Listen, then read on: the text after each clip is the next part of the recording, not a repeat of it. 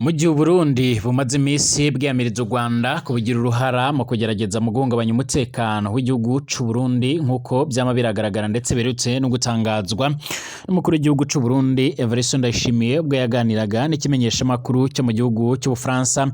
Hari bamwe rero bamaze kugenda bemeza neza ko imipaka imwe n'imwe yugawe n'ubundi irasanzwe irahuza igihugu c'abanyi c'u Rwanda ndetse n'igihugu cacu ciza c'u Burundi, ngo haba haramaze kugenda hegerezwa abasoda benshi nk'uko vyama biragaragara canga se nk'uko bikomeje kugenda biragaragara. Guhera mu mwaka w'2015 ubwo mu Burundi by'umwihariko hadukaga ibikorwa byo kwiyamiriza ndetse by'umwihariko no kugerageza ikudeta cyangwa se gutembagaza ubutegetsi bw'umuhisi Petero Nkurunziza, haradutse imvururu zikomakomeye cyane.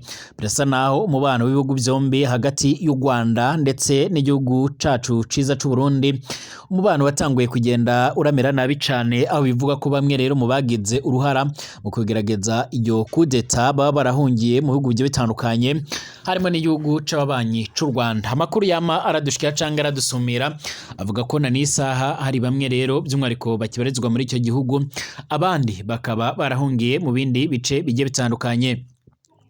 Inshuro nyinshi muri kino gihugu cacu ciza c'u Burundi hagiye haragabwa ibitero bigiye bitandukanye, yama ibyagabwe kuri Red Tabara ndetse haba ibyagabwe na Red Tabara, umugwi wa Robert cyangwa umuhari wa Robert usanzwe urakorera nga muri Republika Iharanira Intwaro Rusange ya Kongo urwanya ubutegetsi bw'u Burundi ndetse by'umwihariko n'abandi bagiye batandukanye. Leta y'u Burundi yaragiye ibigereka ku gihugu c'abanyi c'u Rwanda. U Rwanda rwarakomeje kugenda rurabitera utwatsi, ruratanga n'ibisobanuro rugaragaza ko ataruhuriye n'ibyo bibazo bigiye bitandukanye bikomeza kugenda biragaragara by'umwihariko muri iki gihugu cacu ciza c'u Burundi.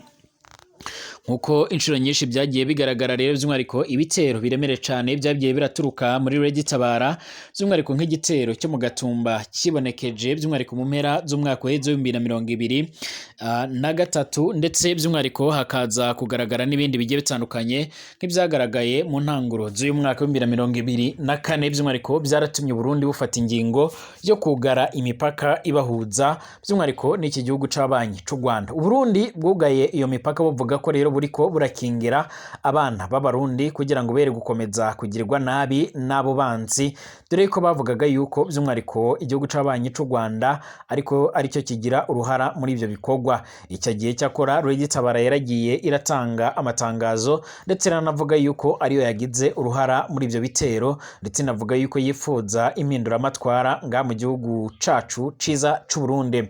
Mu nyuma u Rwanda by'umwihariko rwarabihakanye nago, ndetse leta y'u Burundi yongera gushimangira ndetse nagaragaza neza yuko by'umwihariko kugeza ubu ngubu izongera kugurura imipaka, by'umwihariko mu gihe u Rwanda ruzogora tanze bamwe rero mu bagize uruhara mu kugerageza iryo kudeta yabaye mu gihugu c'u Burundi. U Rwanda rwaravuze yuko abo bantu ruzemera kuba go batanga, ariko ruvuga yuko rutopfa kubatanga atamwishingizi batanze mu Burundi kugira ngo nibagira icyo boba canga se nihagira icyo bahungabanya bazace by'umwihariko barababazwa abarundi batazongera kwishyuzwa igihugu c'abanyi c'u Rwanda. Ibyo ni byashikirijwe by'umwihariko na General Retired James Kabarebe abifise mu nshingano ziwe. Mu nyuma by'umwihariko izi nkuru zongeye kugaruka zigendanye by'umwihariko no ku mipaka ihuza u Rwanda ndetse n'u Burundi. Mu nyuma y'ikiganiro kiremere cyane, Evariste Ndayishimiye yongeye kuvugiramo amagambo akarishe, amagambo akomakomeye cyane, amagambo ateye ubwoba, amagambo yaje gukura imitima batari bakeya, by'umwihariko cyane cyane amagambo yavugiye ku kimenyesha makuru cyo mu Bufaransa nk'uko amakuru yama aradushikira. Witegereje neza ibyo yavugaga n'ibyashubije yabisubije atangorane atanubwoba afise, ndetse akomeza kugaragaza neza yuko by'umwihariko noneho hagiye gukazwa ingamba zigendanye n'umutekano. Mu nyuma rero by'umwihariko y'icyo kiganiro n'amajambo akomakomeye cyane yavuze mu kubishira mu ngiro, by'umwihariko nk'uko yongeye kubivuga, by'umwihariko biravuga ko ku mipaka igiye itandukanye ihuza igihugu c'ababanyi c'u Rwanda ndetse n'u Burundi. Uburundi bwo bwamaze kugenda burahashira abasoda benshi nkuko vyama biragaragara canke nkuko amakuru akomeza kugenda aratugeraho. Munyemerere tugaruke kuri zi update zikomeje kugenda ziravugwa canke kuri aya makuru akomeje kugenda aravugwa. Nido y'amakuru aremereye cane agaruka ku mutekano, politique, diplomasi, tukibanda ku makuru agezweho mu gihugu cacu ciza c'u Burundi, mu karere k'ibiyaga binini ndetse no hirya no hino mwisi. Munyemerere tuze kwibanda mu gihugu cacu ciza c'u Burundi. Ikaze kuri mwe mwese sangwa banywanyi b'ibiganiro byacu. Rero abatwumviriza kuri no mbonesha kure ya China yanyu Burundi News TV, mbonesha kure imwe rudende ibandanya kubashikiriza amakuru akomeye cyane, amakuru yihuta kandi agezweho aragaruka nyine kuri ibyo twavuze by'umutekano, politique, diplomasi n'ibindi. Nimba ubwa mbere ushise ngaha ipyonda kwanditse sabone kugira ngo ucuna amakuru n'ibiganiro byacu ubane natwe gatanu kuri gatanu. Upsonda ko ahanditse sabone by'umwariko, upsonde ko by'umwariko ari akamenyetso kameze nk'inzogera kugira ngo ucura abana natwe gatanu kuri gatanu. Ikaze ku batwumviriza bari mu Burundi, abatwumviriza bari mu karere k'ibiyaga binini, abatwumviriza by'umwariko baherereye mu bindi bice bigiye bitandukanye ku mugabane w'Uburaya, Asia, Australia, Amerika ndetse n'ibindi no mu bindi bice bigiye bitandukanye by'isi. Ndabahaye ikaze, ndabahaye mwiriwe mwese. Kuri utameze neza ndakwifuriza gukomera ndetse no kwihangana nkubwira ngo niwe utameze neza kuri uno mwanya, komera kandi wihangane. Ikaze by'umwariko kuri mwese.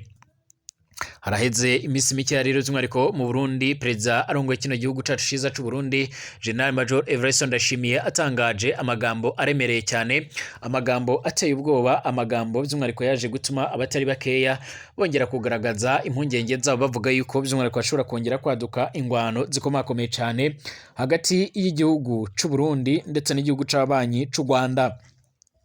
Nyuma ikiganiro cemere cyane Evariste Ndayishimiye yagiranye n'ibimenyesha makuru bigiye bitandukanye, cyane ikinyemenyesha makuru cyo mu France kizwi nka TV 5 Mode. Nyuma y'amajambo yaje kugenda atangaza ubwo yarabajijwe kubigendanye no kugurura imipaka yugaye hagati by'umwariko ku gihugu c'ababanyi c'u Rwanda ndetse n'igihugu cacu ciza c'u Burundi nkuko byama biragaragara. Ini mu gihe kandi by'umwariko yaje kugenda agira byinshi asobanura ndetse n'ingamba zikomeje kugenda ziranafatwa, ndetse yanagaragaje neza yuko by'umwariko imipaka izogururwa mu gihe u Rwanda ruzoba rwaramaze kugenda ruratanga bamwe mu bagize uruhare rukomeye cyane mu kugerageza gutembagaza ubutegetsi bw'umuhisi Petero Nkurunziza. General Aregeme Bunyoni by'umwariko ubwe yari umushikiranganji wa mbere mu Burundi ndetse anarongora igipolisi, ubwe yari yarivugiye yuko by'umwariko atamigenderanire izongera kuba by'umwariko ahataradyozwa cyangwa se bamwe mu bagize uruhare abahungiye muri icyo gihugu c'ababanyi c'u Rwanda bagize uruhare mu kugerageza mu gutembagaza ubutegetsi bw'uwo muhisi batari by'umwariko batari boshyikirizwa Burundi. Nyuma by'umwariko General Aregeme Bunyoni yaje gutabwa mu mvuto, by'umwariko ajya mu maboko y'inyamiramabi. By'umwariko icyo gihe nyuma gatoya imigenderanire yarongeye gufungurwa nk'uko General Major Evariste Ndayishimiye yamara bitangaza, ndetse yanavuze yuko yuguruye iyo mipaka mu rwego rwo kugira ngo abashe kuba yoshyikirana n'icyo gihugu c'abanyi, ariko avuga yuko by'umwariko batabonye by'umwariko ineza bagiriwe n'u Burundi. Ku ruhande rw'u Rwanda nabo ntibajya umunwa mu kugaragaza neza yuko rero by'umwariko boba bifuza by'umwariko cyangwa se boba bifuza imigenderanire myiza, ariko bavuga yuko by'umwariko hari ingorane nyinshi. Banavuga yuko u Burundi ari igihugu gifise amananiza, ndetse banagaragaza neza yuko ata mutekano muke bigeze barateza mu Burundi, ndetse banagaragaza neza yuko by'umwariko ibyama biragaragara cyangwa se ibikomeje kugenda biratangazwa byose ataho bihuriye, ahubwo ari kimwaro by'umwariko kiremereye cyane nk'uko byama ziragaragara, nk'uko byama biragaragara cyangwa se nk'uko byama biratangazwa. Amakuru yama aradushikira cyangwa se nk'uko amakuru akomeza kugenda aradusumira cyangwa amakuru akomeza kugenda aratugeraho, akaba akomeza kugenda avuga ko u Rwanda rwo rugaragaza neza yuko iyugagwa ry'imipaka hagati y'u Rwanda n'u Burundi by'umwariko Burundi bwabikoze mu nyuma y'ikimwaro bwagize nyuma kurungika abasoda ku butaka bwa Repubulika Iharanira Intwaro Rusange ya Congo, mu nyuma yo kunanirwa gukorera hamwe nk'ingabo za East African Community cyangwa ingabo za EAC, bagaca ruhinga bakajya gukora by'umwariko ibisanzwe bibujijwe muri uwo muryango nk'uko byama byama biragaragara. Nyuma y'amajambo rero yaje kugenda aratangazwa na General Major Evariste Ndayishimiye, by'umwihariko biravuga ko hahise hashyirwa ingabo nyinshi cyane ku mipaka igiye itandukanye. Ibi byaje kugenda bikura imitima batari bakeya, ndetse bituma bagaragaza neza yuko hashobora kuza kwaduka ingwano ziremere cyane, mu gihe n'ubundi bivuga ko hakunze kwadukira ingwano ziremere cyane mu shamba rya Kibira nk'uko amakuru yama aradushikira. Perezida Evariste Ndayishimiye by'umwihariko arayutse yaragirije nanone u Rwanda gukora ibikorwa by'iterabwoba mu Burundi, ibyatumye bivugwa ko by'umwihariko hongeye gushyirwa ingabo nyinshi ku mipaka ihuza u Rwanda, ndetse by'umwihariko ni ku mipaka ihuza u Rwanda nyine n'icyo gihugu cy'u Burundi, mu rwego rwo kugira ngo Burundi bubashe kuba bwucungira umutekano. Perezida w'u Burundi Evariste Ndayishimiye by'umwihariko yarongeye gutangaza ko umubano w'igihugu ciwe ndetse n'u Rwanda ukirimwe rero agatotsi kenshi. Yarabwiye televiziyo y'Umufaransa izwi nka TV5 Mode ko ingorane ziri ku ruhande rw'u Rwanda, nk'uko yabitangaje by'umwihariko aganira n'umumenyesha makuru wa TV5 Mode mu rurimi rw'igifaransa gitomoye.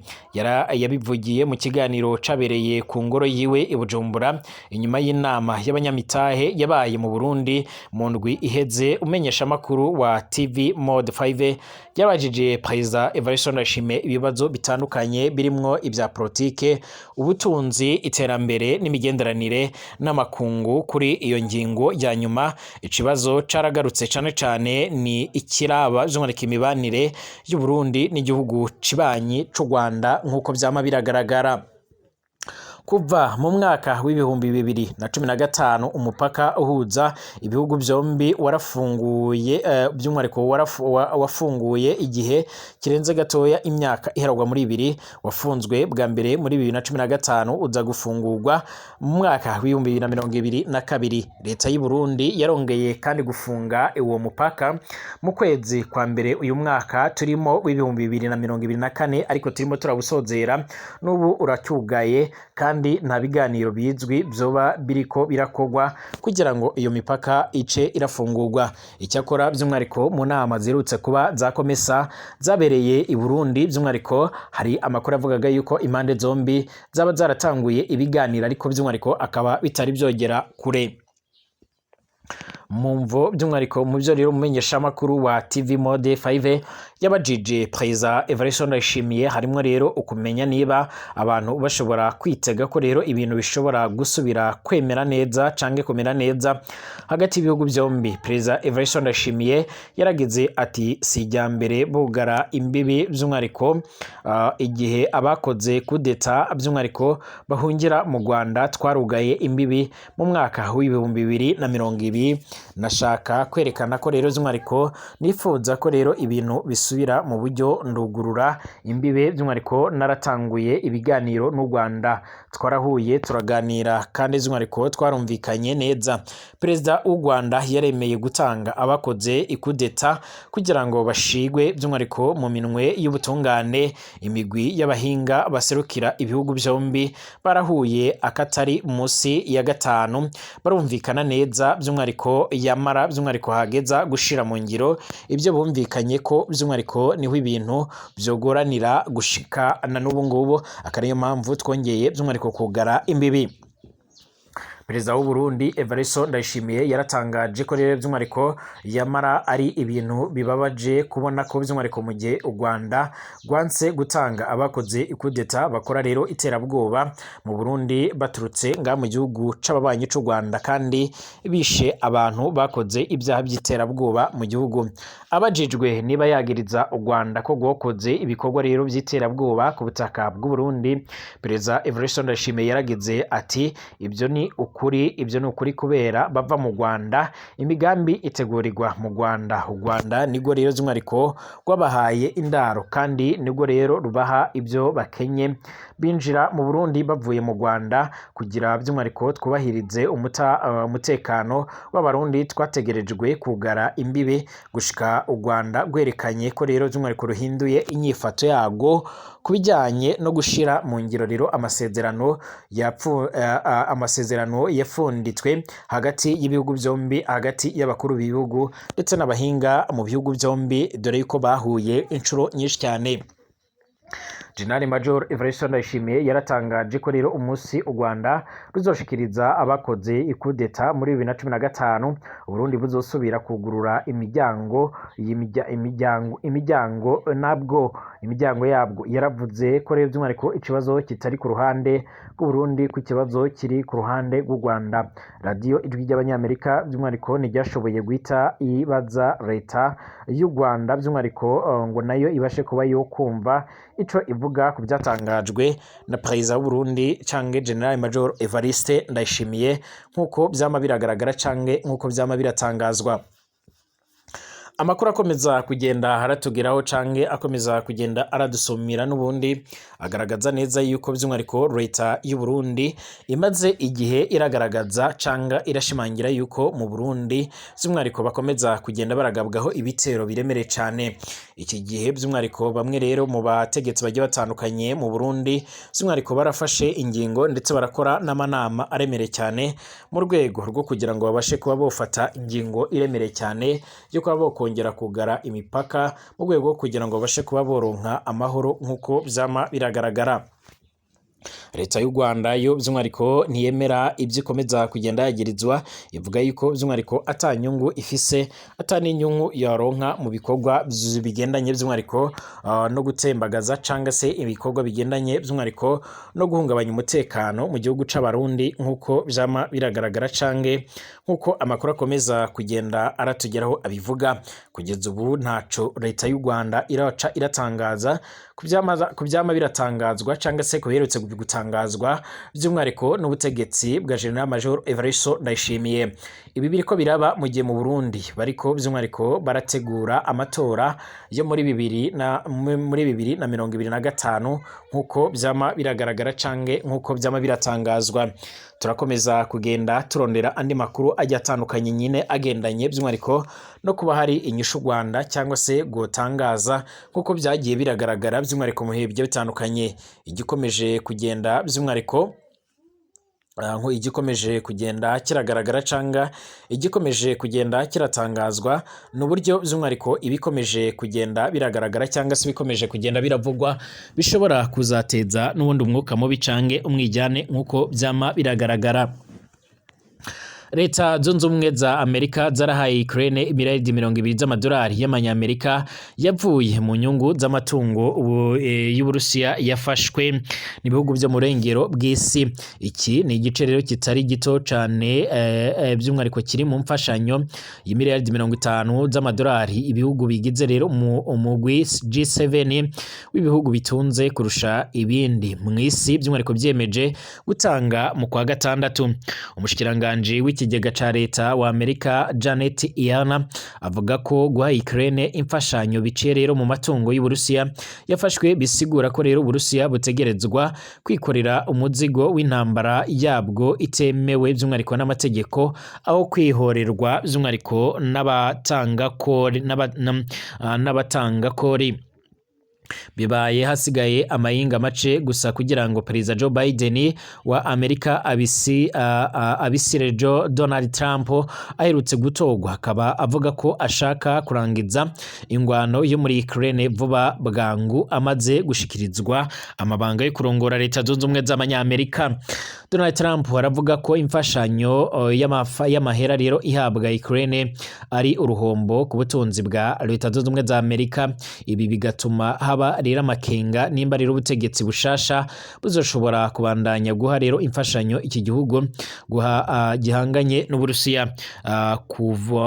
Kwa kabiri wino ndwi rero ubushikiranganje bwa Amerika bujejwe ikigega bwaratangaje ko bwarungitse izi miliyaridi 20 z'amadolari mu banki y'isi yose aho rero Ukraine ishobora kuba kuyaronkera amahera by'umwihariko ari mu minwe y'banki y'isi yose ntashobora gukoreshwa mu bikorwa bya gisirikare. Ubutegetsi bwa Amerika bwari bwizigiye ko igice cyayo mahera by'umwihariko cyozokoreshwa nk'imfashanyo ya gisirikare nk'uko rero itorokanyirizo ry'amakuru ya Reuters ribivuga, ariko byosaba ko rero inama nshingamateka na nkenguruzamateka zibanza guca zirabyemeza. Byafashe amezi atari makeya kubera ukutumvikana hagati y'abanyepolitike mu nama nshingamateka imbere y'uko imfashanyo y'imiliyaridi 61 z'amadolari y'amanyamerika agenewe Ukraine yemezwa muri Ndamukiza uno mwaka wa 2024. Iyi mfashanyo y'imiliyaridi 20 izoha akayoko rero kadasanzwe iki gihugu kiriko kivuna aby'umwariko mu ntambara kitasotoye nkuko rero Ian abivuga mu itangazo giwe ryo kwa kabiri. Itanzwe inyuma y'amezi atari makeya y'ibiganiro hagati ya Amerika n'inshuti zayo harimwo ubumwe bw'uburaya kungene amatungo y'Uburusiya yababa by'umwariko imiliyaridi 325 z'amadolari y'amanyamerika yafashwe kuva iki gihugu gitanguye ingwano yeruye kuri Ukraine guturuka 2022. Muri gitugutu by'umwariko G7 yaremeye gukoresha inyungu zivuye rero muri uno mutungo zababa imiliyaridi 3 z'amadolari y'amanyamerika mu mwaka kugira ngo zitangwe by'umwariko ku ngurane z'imiliyaridi 50 z'amadolari mu kiringo cy'imyaka yarugwa muri 30. Itangwa ryayo ryari ryitezwe gutangura mu mpera z'umwaka. Mu mpera z'umwaka ubumwe bwa Buraya bwiyemeje gutanga imiliyaridi rero zirenga 18 z'ama-euro by'umwariko amahera y'abanyaburaya azokwegeranywa muri ubwo buryo nyene. Uyu mutegetsi muri Leta Zunze Ubumwe za Amerika avuga ko izi miliyaridi 50 z'amadolari arizo gufasha kugira ngo Ukraine ironke uburyo rero ikeneye kugira ngo ice ishobora kubandanya n'ibikorwa by'ubutabazi, ibitaro ndetse n'ibindi bishigikira ubutwari bwayo mu rugamba rwayo rwo kwigwana. Ibi bibaye mu gihe gikomeye cyane ku ngabo za Ukraine zerutse gutakaza ubutaka. Uburusiya buriko burasubira kwigarurira rero ubutaka mu buseruko bwa Ukraine ndetse no mu ntara ya Kursk mu Burusiya, aho ingabo za Ukraine zakoze igitero mu muci mu gihe ibintu bimeze nabi ku rubuga rw'intambara ku ruhande rw'ingabo za Ukraine. Kugeza ubu ngubu rero by'umwariko perezida by'umwariko wa Ukraine akaba akomeza kugenda arashimangira ko yiteguye guhangana ku buryo bukomakomeye cyane mu rwego rwo kugira ngo abashe kuba by'umwariko yabona insinzi. Mashimire dusubira mu masaha ari imbere.